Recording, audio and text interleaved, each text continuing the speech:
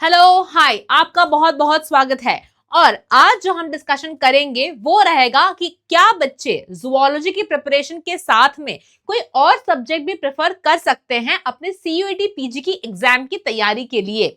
तो बेसिकली जब आप लोग जुओलॉजी का पेपर देखेंगे तो नेशनल टेस्टिंग एजेंसी के सिलेबस फॉर साइंस के अंदर में आपको जुओलॉजी का सिलेबस मिल जाएगा एकदम आखिर में, लेकिन इसका पेपर कोड रहेगा SCQP28। अब सवाल ये उठता है कि कई बच्चे जुओलॉजी की प्रिपरेशन करते करते क्या दूसरे भी सब्जेक्ट्स की प्रिपरेशन कर सकते हैं क्या, क्योंकि इस एग्जाम में आप मिनिमम 4 सब्जेक्ट्स को प्रेफर कर सकते हैं। और अगर आपका सिलेबस एक दूसरे के ऊपर ओवरलैप कर रहा है तो इससे बढ़िया बात और क्या हो सकती है। तो यहाँ देखिए, हमारे पास में जो आपका जुओलॉजी का सिलेबस है उसके अंदर में आपको काफी कुछ सिमिलैरिटीज मिल जाएंगी।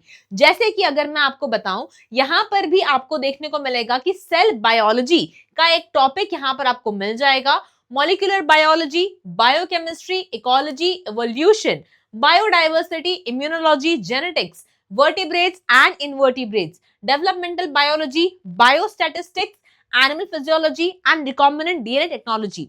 अब हम यहाँ पर कंपेयर करके देखेंगे कि या ये दूसरे अपने जो सब्जेक्ट्स हैं, जैसे कि हमारे पास में लाइफ साइंसेज हैं जिसका सब्जेक्ट कोड है SCQP17, तो क्या उसमें से थोड़ा सा भी मैच करेगा या फिर नहीं करेगा। तो मैं आपको बता दूं, लाइफ साइंसेज के अंदर में भी आपको जो इंपॉर्टेंट टॉपिक्स मिल जाएंगे, जैसे कि यहाँ पर आप देख सकते हैं क्रोमैटिन स्ट्रक्चर एंड फंक्शन आपको दिया हुआ है। ठीक है जी, तो क्रोमैटिन स्ट्रक्चर एंड फंक्शन भी एक बहुत ही इंपॉर्टेंट टॉपिक है जो कहीं ना कहीं हम लोग सेल बायोलॉजी में न्यूक्लियस पढ़ते हैं, क्रोमैटिन पढ़ते हैं, तो वहां पर भी कवर हो जाता है जुओलॉजी के आप पॉइंट ऑफ व्यू से देखेंगे तो।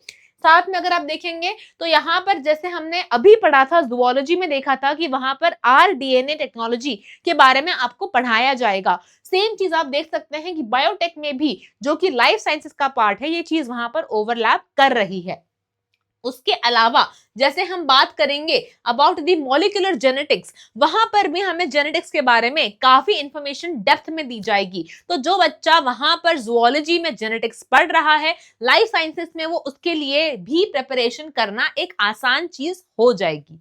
साथ साथ में आप देखेंगे कि जब हम एनिमल साइंसेस की बात करेंगे तो उसमें characteristics of invertebrates and vertebrates दिया गया है, जो कि पूरा का पूरा एक यूनिट आता है जुओलॉजी के अंदर में। तो बच्चों, जो लोग जुओलॉजी की तैयारी कर रहे हैं वो लाइफ साइंसेस का सब्जेक्ट भी प्रिपेयर कर सकते हो। ठीक है, ये आपको मुझे बताना था। उसके अलावा अगर आप देखना चाहो तो यहाँ पर आपको एक और इंपॉर्टेंट टॉपिक मिल जाएगा जो है आपका अप्लाइड माइक्रोबायोलॉजी। अप्लाइड माइक्रोबायोलॉजी के अंदर में भी, जिसका पेपर कोड है SCQP03।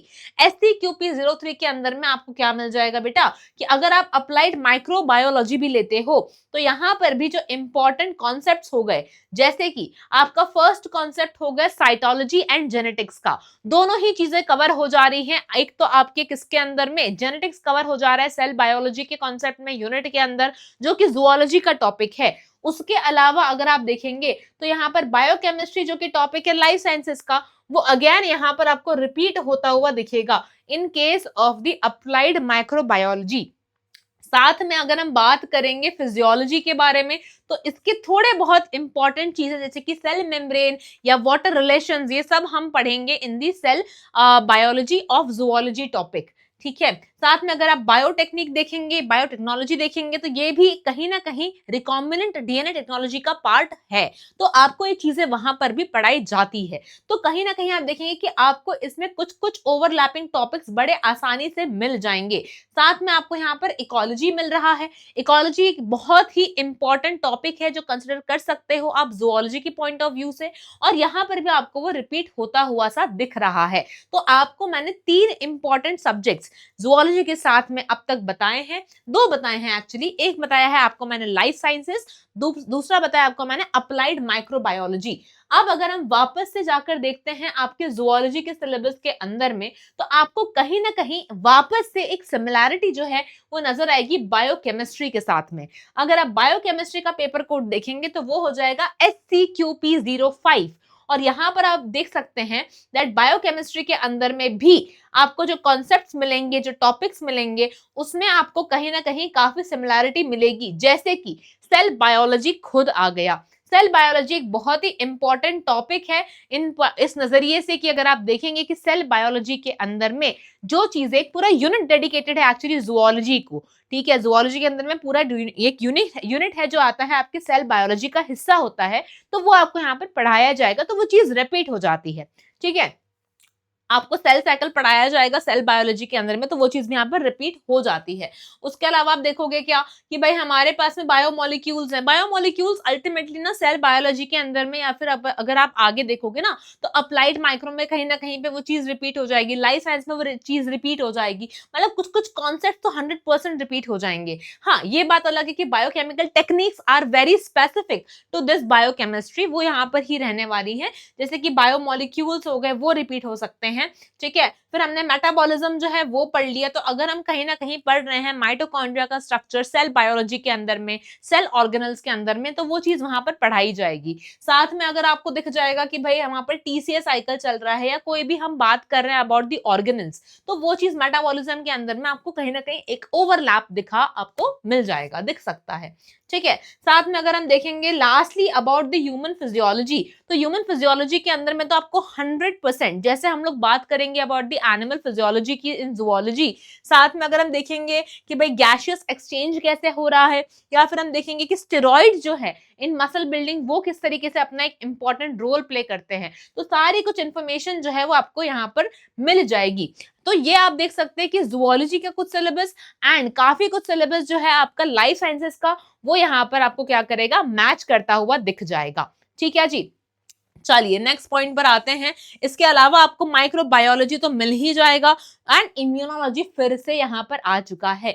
तो हमने क्या देखा कि इसके पहले लाइफ साइंसेस था, अप्लाइड माइक्रोबायोलॉजी था, बायोकेमिस्ट्री है, कहीं ना कहीं आपको इन सब के अंदर में एक ओवरलैपिंग सी नजर आएगी, जो कि काफी ज्यादा हेल्पफुल होगी आपके लिए अगर आप इन चार सब्जेक्ट्स की प्रिपरेशन साथ में कर रहे हैं। तो एक आपका मेन जुओलॉजी हो गया, दूसरा लाइफ साइंसेस हो गया, तीसरा अप्लाइड माइक्रोबायोलॉजी हो गया, और फोर्थ हो जाएगा आपका बायोकेमिस्ट्री। अगर किसी को चाहिए तो वो बॉटनी प्रिपरेशन भी कर सकते हैं, लेकिन बॉटनी ज्यादातर डोमिनेटेड रहता है विद द प्लांट फिजियोलॉजी, वो ज्यादातर डोमिनेटेड रहता है विद द प्लांट के अंदर में होने वाले फोटोसिंथेटिक प्रोसीजर्स को लेके, रेस्पिरेशन को लेके। आप इसका भी पेपर कोड एक बार देख सकते हैं, अगर आपको लगता है कि आपके रेलेवेंट है तो आप इसको भी एक बार प्रेफर कर सकते हैं। ठीक है, यहाँ पर आपको मैं बोल दूं पहले से ही कुछ कुछ चीजें ही रेलेवेंट रहेंगी, कंसिडरिंग कि आपको बायोलॉजी जो बॉटनी का सिलेबस है वो कंप्लीटली बेस्ड होगा प्लांट किंगडम के ऊपर, प्लांट फिजियोलॉजी के ऊपर, फोटो रेस्पिरेशन या फोटोसिंथेसिस के ऊपर, रेस्पिरेशन इन प्लांट्स के ऊपर। तो उसमें आपको काफी कुछ सिमिलैरिटी या काफी कुछ एनाटॉमी फिजियोलॉजी सेम मिलेगा प्लांट्स को लेके। तो ये बॉटनी थोड़ा ही ओवरलैप कर पाएगा, लेकिन जो आपको मैंने पहले के 4 सब्जेक्ट बताए उनमें काफी ज्यादा इंटरमिंगलिंग है, तो आप उसे प्रेफर कर सकते हैं। तो ये था मेरा आज का जुओलॉजी का डिस्कशन। अगर आपको पसंद आया हो और आपको ऐसे ही और इन्फॉर्मेशन चाहिए तो कमेंट बॉक्स में कमेंट करके जरूर बताइएगा, एंड मैं आपको उसके लिए नेक्स्ट लेक्चर में लेके आऊंगी। Thank you so much.